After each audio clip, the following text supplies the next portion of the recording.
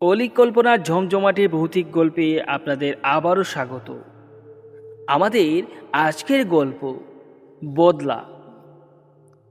আমাদের গল্পে স্থান, কাল, চরিত্র এবং সমস্ত ঘটনাবলী কাল্পনিক। বাস্তবের সাথে কোনো ধরনের মিল থাকলে তা কাকতালীয়। চলুন শুরু করা যাক আমাদের আজকের গল্প বদলা বদলা।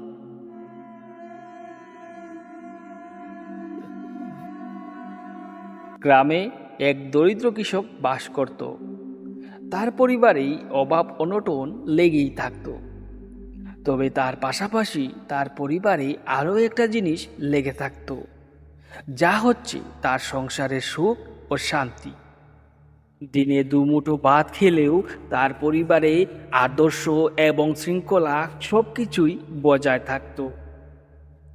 তার পরিবারে তার দুই ছেলে কবি ও অমিত এবং স্ত্রী সীমা দেবী। চারজনের পরিবার খুবই আনন্দে কাটছিল। সারাটা দিন অক্লান্ত পরিশ্রম করে উনি ওনার ছেলেদের স্কুলে পড়াতেন, এই আশা বুকে নিয়ে একদিন ওনার ছেলে বড় হয়ে ওনার সব দুঃখ কষ্ট মুছে দেবে, যা প্রত্যেক মা বাবারই আশা থাকে। বড় ছেলে কবি পড়াশোনা শেষ করেই ভালো একটা চাকরি পেয়ে যায়, তাও আবার সরকারি চাকরি। একটা স্কুলে সরকারি শিক্ষক হিসাবে সে চাকরি পায়। তবে সুখের জীবনটা বেশি দিন কাটাতে পারেননি। তাদের ছেলে তাদেরকে বেশি দিন সুখ দিতে পারেনি, কারণ তারা দুজনই স্বর্গবাসী হয়ে যান।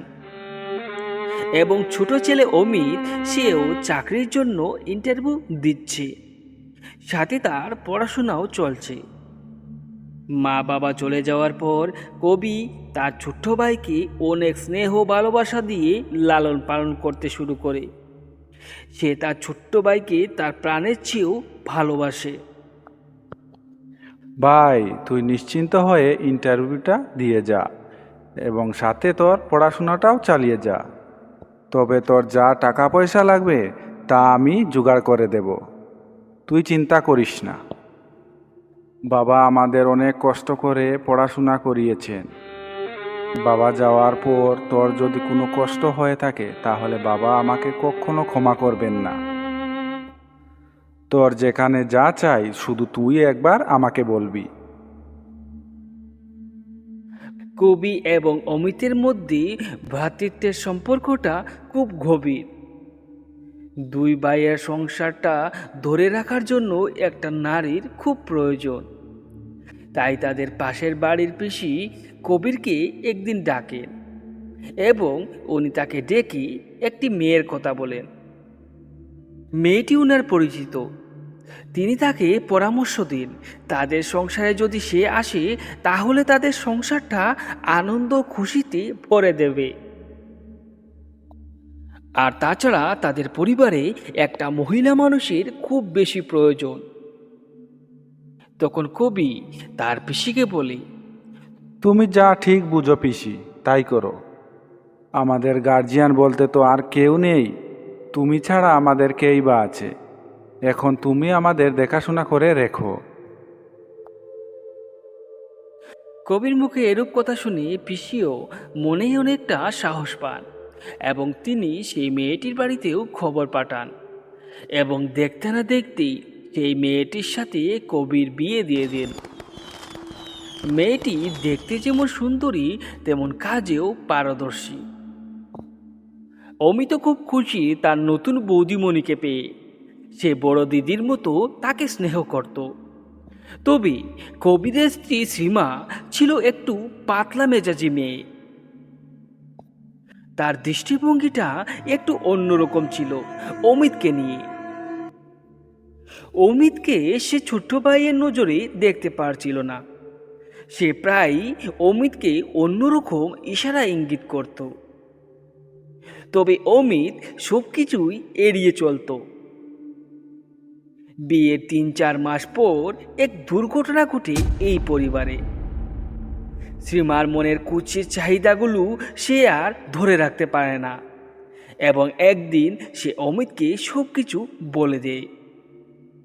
এবং তার বৌদিমণির মুখের এইসব কথা শুনে সে প্রচণ্ড রেগে ফেটে পড়ে। এসব কি বলছো বৌদি? আমি তোমার সাথে এসব করব তুমি ভাবলে কিভাবে? বৌদি, আমি কখনোই ভাবিনি তুমি আমাকে এইভাবে কুপ্রস্তাব দেবে।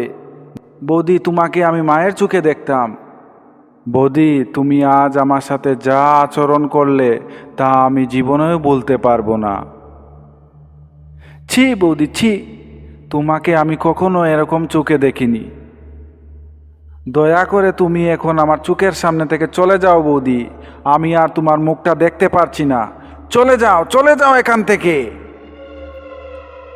অমিতের মুখের কথা শুনে শ্রীমাও রেগে যায়, আর তার নিজের কোচের চাহিদাগুলো পূরণ করার জন্য সে অমিতের উপর ঝাঁপটে পড়ে। ঠিক সেই সময় কবি অফিস থেকে ঘরে ফিরে এবং সে দরজা খুলতে এই কুৎসিত দৃশ্যটা দেখে যে তারা দুজন দস্তাদস্তি করছে। কবি এই দৃশ্য থেকে জায়গাতে স্তম্ভিত হয়ে দাঁড়িয়ে পড়ে এবং তার স্ত্রী দৌড়ে এসে তার পায়ে পড়ে এবং অমিত চুপ করে ঘরের একটা কোণে দাঁড়িয়ে পড়ে। এরপর শুরু হয় শ্রীমার কুমিরের কান্না আর মিথ্যা অভিনয়। ওগো ওগো, আমাকে বাঁচাও, বাঁচাও আমাকে। তোমার ভাই আমাকে রোজ খারাপ ইশারা দিত, আজ তো সে তার সীমা অতিক্রম করে ফেলেছে। আমাকে হাতে ধরে সে রুমের ভিতরে টেনে টেনে এনে আমার সাথে। তবে তোমার ভাই রোজ আমাকে এইভাবে করতো, সব কিছুই আমি মুখ বুজে সহ্য করেছি। তবে আজ যা করলো, তোমার সামনেই সব ঘটনা তুমি তো দেখতে পারলে। ওগো, আমার বিচার করো এটা। তারপর কবির একটু গম্ভীর গলায় তার স্ত্রীকে বলল, ঠিক আছে, তুমি এখন রুমে যাও, আমি দেখছি সেই ব্যাপারটা। তারপর অমিতের স্ত্রী সেখান থেকে চলে যায় এবং অমিত ঘরের একটি কোণে দাঁড়িয়ে আছে এবং তার চোখ থেকে ফুটা ফুটা জল পড়ছে। সে তার রক্ষার্থে কোনো কথাই বলছে না, শুধু পাথরের মতো দাঁড়িয়ে আছে। কবি এক পা করে এগিয়ে গেল অমিতের দিকে। অমিত তার দাদাকে কিছুই বলছে না, সে শুধু তার দাদার দিকে তাকিয়ে আছে এবং তার চোখ দিয়ে এক ফুটা করে জল পড়ছে। তারপর কবি অমিতের কাঁধে হাত দিল। ভাই, তোকে কিছু বলতে হবে না, আমি তোকে বিশ্বাস করি। আমি সব বুঝতে পারি কার কি মতলব। আমি জানি এখানে দোষী কে। এতটুকুই বলে কবি সেখান থেকে চলে যায়। সেই দিন কবি চুপ করে ঘরে বসে থাকে সারাটা দিন রাত্রিবেলা এবং ভাবতে থাকে, আমি ভাবতে পারছি না সীমা এত নিকৃষ্ট কাজ করবে আমার ভাইয়ের সাথে। আমি আমার ভাইকে ছোটবেলা থেকেই মানুষ করে আসছি। আমি জানি আমার ভাই কি ধরনের। সীমা এবার আমরা দুই ভাইয়ের মধ্যেই শত্রুতা বাঁধাতে চায়, কিন্তু আমি বেঁচে থাকতে সীমাকে তা কিছুতেই করতে দেব না। তারপর সে সিদ্ধান্ত করে সে অমিতকে বিয়ে দিয়ে দেবে। এটাই সব সমস্যার সমাধান।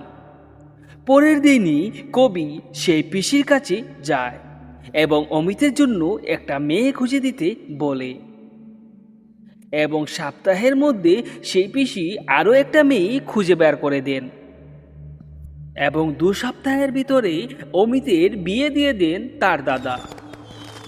তবে এই বিয়েতে একমাত্র ও খুশি ছিল শ্রীমা, মানে তার বৌদিমণি। নতুন বউকে সে ঘরেও বরণ করেনি, এতটাই হিংসা করত সে। নতুন বউয়ের সাথে অমিতকে ঘরে দেখলেই সে যেন জ্বলে পড়ে উঠত, এতটাই হিংসা ছিল তার ভিতরে। তারপর শ্রীমা সিদ্ধান্ত করে যে জিনিস আমি খেতে পারিনি তা অন্য কাউকেও খেতে দেব না।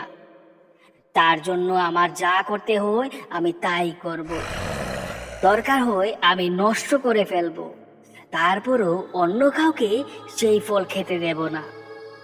যে সুখ আমি ভোগ করতে পারিনি সেই সুখ রায়ও ভোগ করতে পারবে না। সব কিছু শেষ করে দেব আমি। এই বলে সে তার মনে একটা জিদ তৈরি করে নেয়। হ্যাঁ, আরও একটা কথা, অমিতের স্ত্রীর নাম রায়। শ্রীমা একদিন চুপিসারে এক কালো জাদু সন্ন্যাসীর কাছে যায় এবং তাকে গিয়ে তার সমস্ত ঘটনা বলে এবং কিছু টাকা পয়সা দিয়ে তার কাছ থেকে মন্ত্রসিদ্ধ কিছু হলুদের গুঁড়ো আনে। সে তার সব ঘটনাটা খুলে বলে যে সে তাকে শেষ করে দিতে চায় এবং সেই সন্ন্যাসীর কাছ থেকে আনা মন্ত্রপুত কালো জাদুর হলুদের গুঁড়া সে দুধের সাথে মিশিয়ে একদিন রায়ের হাতে তুলে দেয়। এই নেও রায়, এই দুধটা তুমি অমিতকে খাইয়ে দিও। সে দুধ খেতে প্রচন্ড ভালোবাসে এবং এই দুধ খেলে তার শরীরে অনেক শক্তি চলে আসবে, যা তোমাদের বৈবাহিক জীবনটাকে আরো সুন্দর করে তুলবে। এই নাও। এই প্রথমবার শ্রীমার কোনো ভালো ব্যবহার রায় দেখতে পেল। সেও খুশি মনে সেই দুধটা ঘরে নিয়ে গেল এবং অমিতকে খাইয়ে দিল। দুধটা খাওয়ার 15 মিনিটের মধ্যেই রক্ত বমি শুরু হয় অমিতের এবং সেখানেই ছটফটিয়ে তার প্রাণ চলে যায়। প্রচুর চিৎকার চেঁচামেচি পড়ে অমিতের ঘরে। দৌড়ে সবাই তার গড়ে আসে, পাড়া প্রতিবেশী সবাই তার গড়ে আসে এবং এরকম দৃশ্য দেখতে পায়। রায় কিছু বলতে যাবে তার আগে শ্রীমা প্রচণ্ড রেগে ঝরে পড়ে রায়ের উপর। কুলাঙ্গার, অসৎ, ডাইনি, দুদিনই স্বামীটাকে খেয়ে ফেললি। ডাইনি কোথাকার, একে ঘর থেকে এখনই বের করে দাও। দুদিনের মধ্যে স্বামীটাকে শেষ করে ফেললো, খেয়ে ফেললো আমার এই ফুলের মতো দেহটাকে। শয়তান!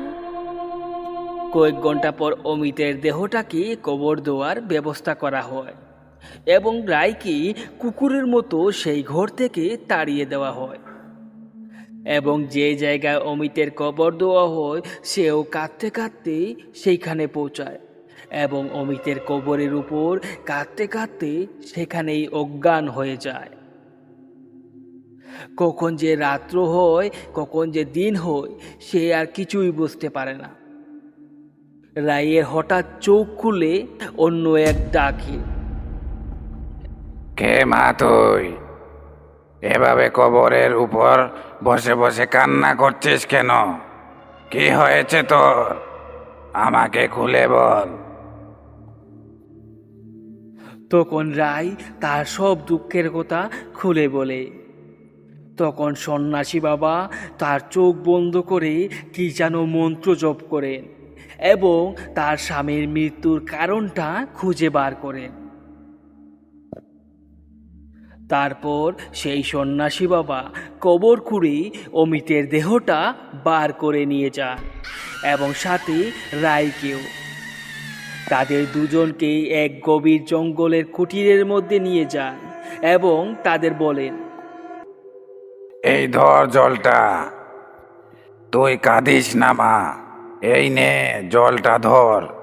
আর এই জলটা রোজ রাত্রিবেলা তোর স্বামীর উপর 3 বার ছিটিয়ে দিবি। এই জল তোর স্বামীর উপর ছিটিয়ে দিলেই তোর স্বামী জীবিত হয়ে উঠবে এবং সূর্য উদয়ের সাথে সাথেই তোর স্বামী মৃত হয়ে যাবে। তখন রায় কাঁদতে কাঁদতে বলে ওঠে, বাবা, সব কিছুই তো ঠিক আছে, কিন্তু আমার স্বামী কখনোই কি পুরোপুরি ভাবে জীবিত হবে না বাবা? বাবা, দয়া করো বাবা। তুই চিন্তা করিস না, অতি শীঘ্রই তোর সমস্ত দুঃখ দূর হয়ে যাবে। আজ থেকে ঠিক 9 মাস 10 দিন পর তোর গর্ভ থেকে এক সন্তান জন্ম নিবে। সেই সন্তান জন্ম হওয়ার পর যখনই তার বাবাকে ডাকবে তখনই তোর স্বামী পুরোপুরিভাবে জীবিত হয়ে উঠবে। এই বলে তিনি সেখান থেকে শূন্যে মিলে যান এবং রাইও উনার কথা মতো 3 বার জল ছিটিয়ে রাত্রিবেলা তার স্বামীকে জীবিত করে সমস্ত ঘটনা খুলে বলে তার বৌদি কিভাবে তার প্রাণ শেষ করেছেন, কিভাবে তারা এই জায়গাতে আসলো। এইভাবে দেখতে না দেখতেই 9 মাস 10 দিন হয়ে যায়। 9 মাস 10 দিন হওয়ার পর প্রসবের ব্যথা ওঠে রায়ের।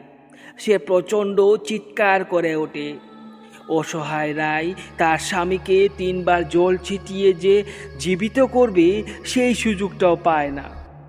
বাইরে তুমুল ঝড় তুফান এবং বজ্রপাত শুরু হয়। হঠাৎ এক তীব্র বজ্রপাতের আলো তাদের কুটিরের ভিতরে আসে এবং সাথে সাথেই জন্ম নেয় সেই অলৌকিক সন্তান রায়ের কুল থেকে। সেই সন্তান জন্মের পরই মাটিতে পড়ে হাসতে থাকে এবং হাসতে হাসতেই বলে ওঠে, মা, বাবা। সত্য জন্ম হওয়া সেই বাচ্চাটা যখন তার মা বাবাকে নাম ধরে ডাকলো তখন তারা দুজন ভয়ে কাঁপতে শুরু করলো। এবং সেই বাচ্চাটা কোনো সাধারণ বাচ্চা নয়, গুটগুটে কালো, শুধু তার চোখ দুটোই সাদা।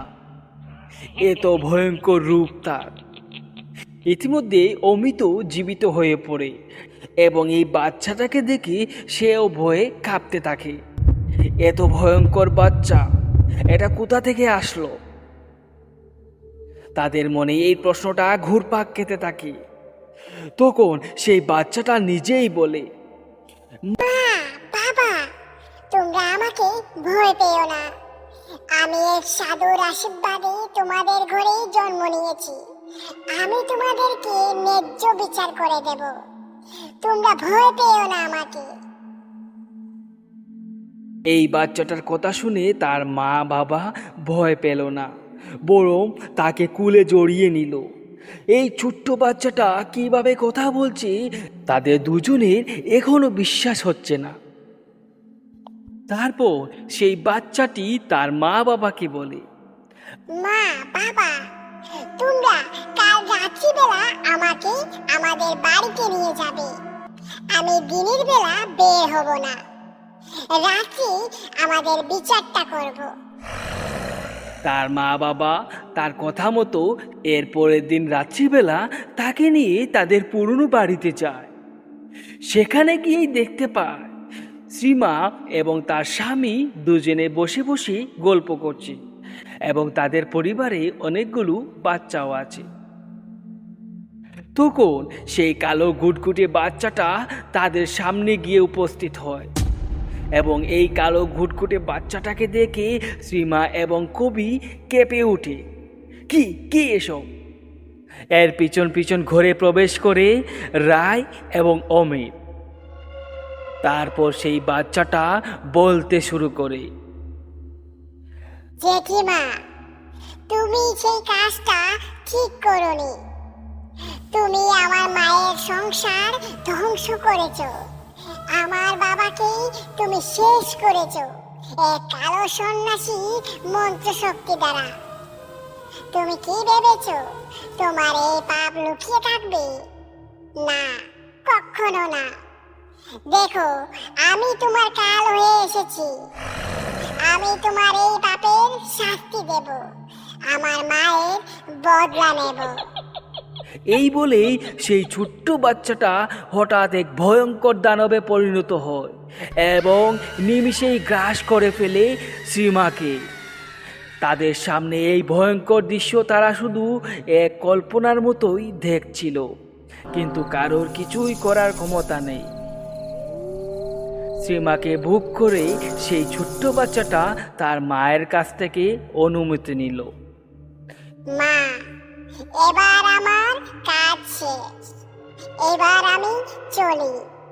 তবে জীবনে যখনই আমার প্রয়োজন মনে হবে, তুমি শুধু আমাকে একবার মনে করে নিও। এই বলেই সেই ছোট্ট কালো ঘুটঘুটে বাচ্চাটা হাওয়ায় মিলিয়ে যায়।